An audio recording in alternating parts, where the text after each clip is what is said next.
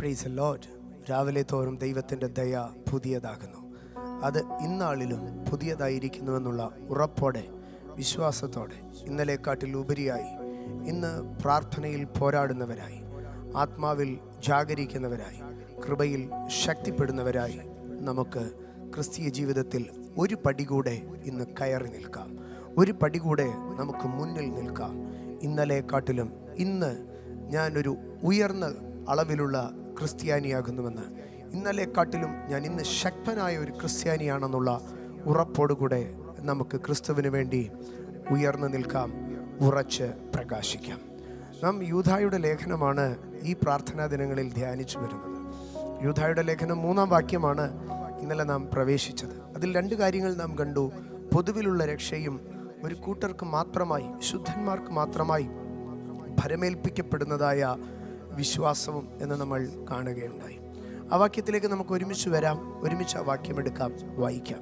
പ്രിയരെ, നമുക്ക് പൊതുവിലുള്ള രക്ഷയെക്കുറിച്ച് നിങ്ങൾക്ക് എഴുതുവാൻ സകല പ്രയത്നവും ചെയ്യുകയും വിശുദ്ധന്മാർക്കൊരിക്കലായി ഭരമേൽപ്പിച്ചിരിക്കുന്ന വിശ്വാസത്തിനു വേണ്ടി പോരാടേണ്ടതിന് പ്രബോധിപ്പിച്ചെഴുതുവാൻ ആവശ്യം എന്ന് എനിക്ക് തോന്നി. ഇന്നലെ നമ്മൾ അവസാനിപ്പിച്ചത് സകല പ്രയത്നവും ചെയ്യാവുന്നതിൻ്റെ പരമാവധി ചെയ്യുന്ന ഒരു മനുഷ്യനെ യൂദയിൽ നാം കാണുകയുണ്ടായി. ചെയ്യാവുന്നതിൻ്റെ പരമാവധി ചെയ്യുന്ന, സകല പ്രയത്നവും ചെയ്യുന്ന യൂദ. ഇന്നതിൻ്റെ തുടർഭാഗത്തിലേക്കാണ് വരുന്നത്. യൂദ സകല പ്രയത്നവും ചെയ്യുകയാണ് പൊതുവിലുള്ള രക്ഷയെക്കുറിച്ച് എഴുതുവാൻ. അതിനുവേണ്ടി താൻ ഇങ്ങനെ പരിശ്രമിച്ചുകൊണ്ട് സകല എഫോർട്ടും സകല പരിശ്രമവും അതിലേക്ക് വെച്ചുകൊണ്ടിരിക്കുമ്പോൾ പെട്ടെന്ന് തൻ്റെ മനസ്സിനകത്തൊരു തോന്നൽ വന്നു.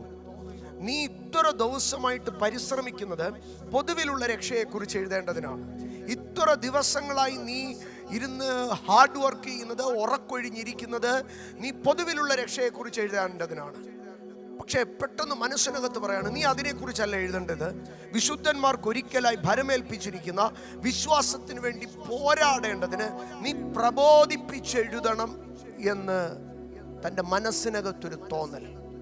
ഞാൻ ആ തോന്നലിനെ ഒറ്റ വേർഡിൽ ഇങ്ങനെ പറയും, ഡിവൈൻ ഇൻസ്പിറേഷൻ. ഇന്ന് ഞാൻ അതാണ് നിങ്ങളുമായി പങ്കുവെക്കാൻ ആഗ്രഹിക്കുന്നത്, ഡിവൈൻ ഇൻസ്പിറേഷൻ.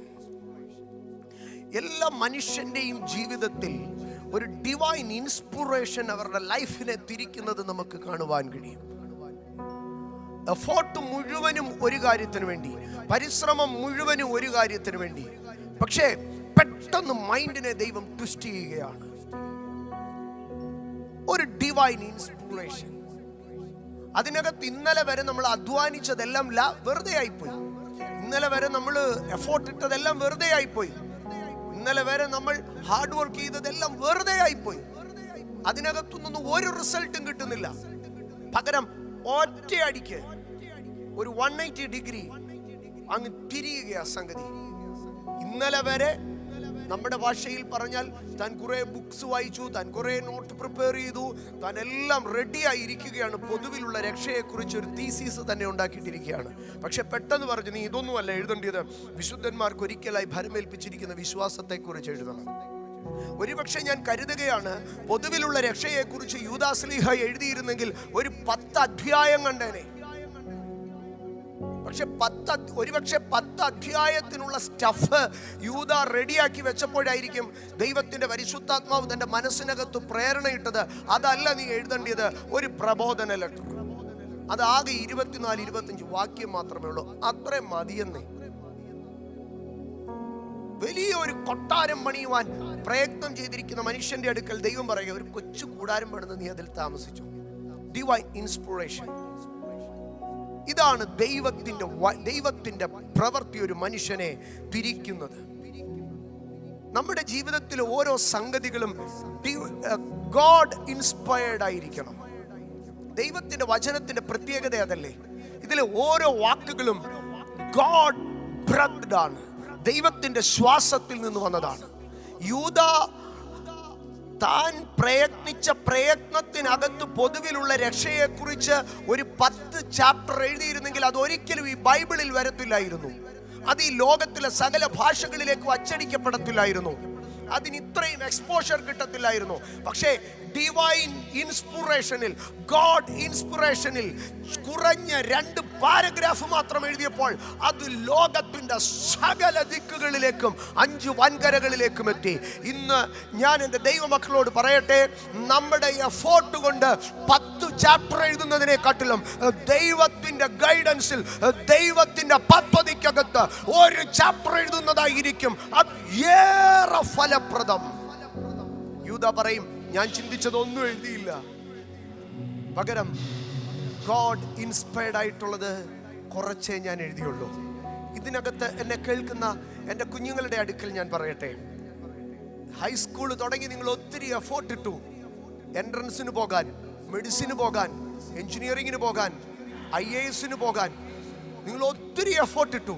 പക്ഷേ അതിൻ്റെ ഫൈനൽ ടൈം ആയപ്പോൾ ഒരു ഡിവൈൻ ഇൻസ്പിറേഷൻ നിങ്ങളെ പെട്ടെന്ന് വഴിതിരിച്ചു വിട്ടേക്കാം. നിങ്ങൾ ആകെ ഡെസ്പായിരിക്കാം. ഞാൻ ഈ 5 വർഷം സകല പ്രയത്നവും ചെയ്തിട്ട് ഇപ്പോൾ എന്താ വഴിതിരിഞ്ഞത്? അധൈര്യപ്പെടരുത്. നമ്മളുടെ സ്വന്തം പ്ലാനിനകത്ത് 10 ചാപ്റ്റർ എഴുതുന്നതിനെക്കാട്ടിലും ദൈവത്തിന്റെ ഡിവൈൻ പർപ്പസിനകത്ത് ചില വരികൾ എഴുതിയാൽ മതി.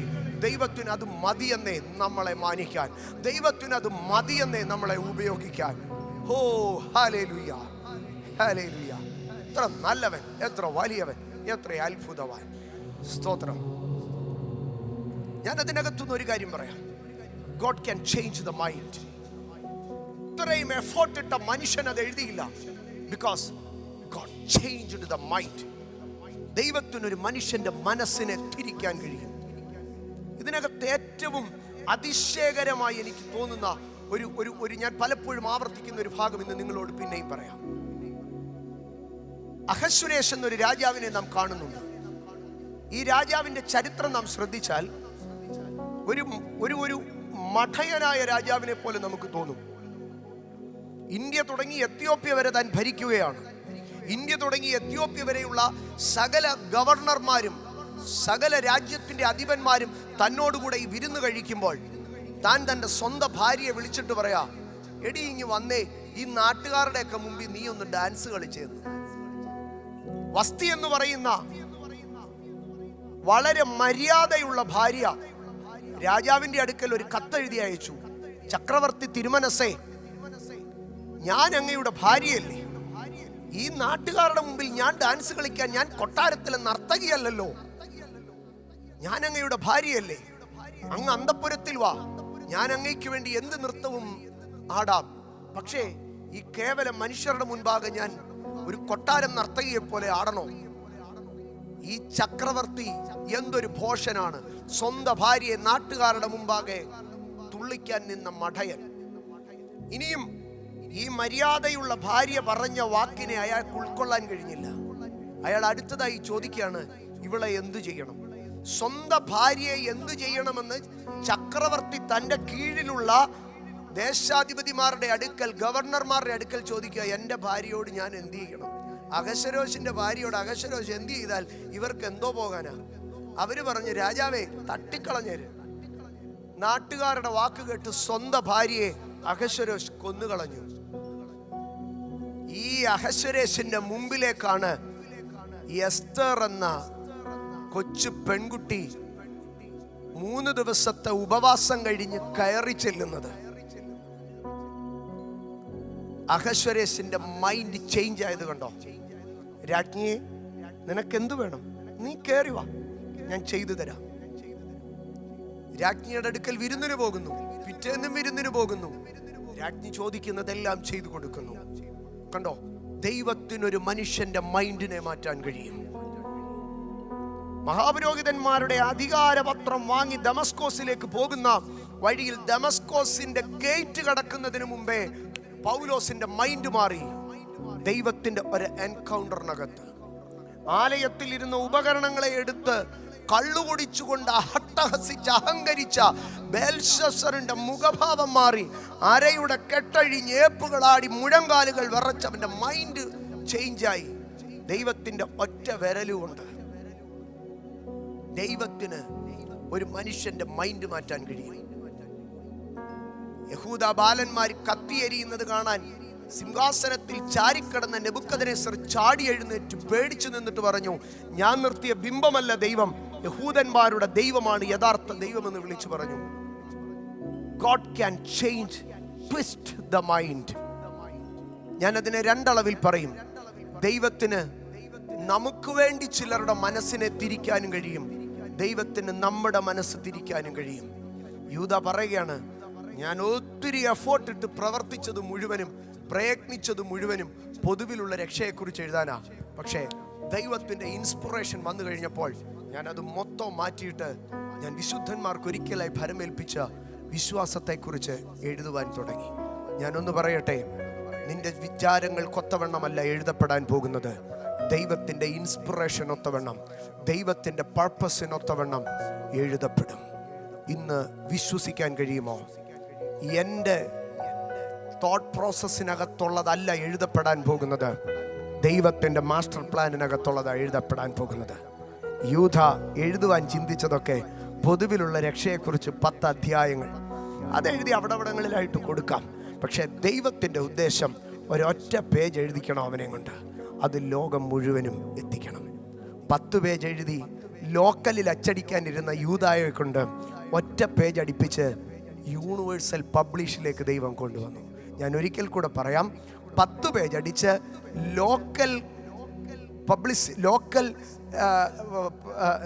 ലോക്കലായിട്ട് കൊടുക്കാനിരുന്ന യൂദായുടെ സാധനം ദൈവം മേടിച്ച് ഒറ്റ പേജ് എഴുതി യൂണിവേഴ്സലി പബ്ലിഷ് ചെയ്തു. അതാണ് എൻ്റെ ദൈവം. Divine inspiration can change your destiny. ദൈവത്തിൻ്റെ ഉത്തേജനങ്ങൾ, ദൈവം മനസ്സ് തിരിക്കുമ്പോൾ ജീവിതത്തിൻ്റെ ചരിത്രം മാറും. ഈ ഉപവാസ പ്രാർത്ഥനകൾ ദൈവഹിതത്തിന് വഴങ്ങിക്കൊടുക്കാം, ദൈവ പദ്ധതികൾക്ക് വഴങ്ങിക്കൊടുക്കാം. ചരിത്രം തിരിയുന്നത് കാണാം. നമുക്കൊരുങ്ങാം, നമുക്ക് പ്രാർത്ഥിക്കാം. ഇത് ദൈവത്തിൻ്റെ പദ്ധതികൾ വെളിപ്പെടുന്ന സമയം. God bless you.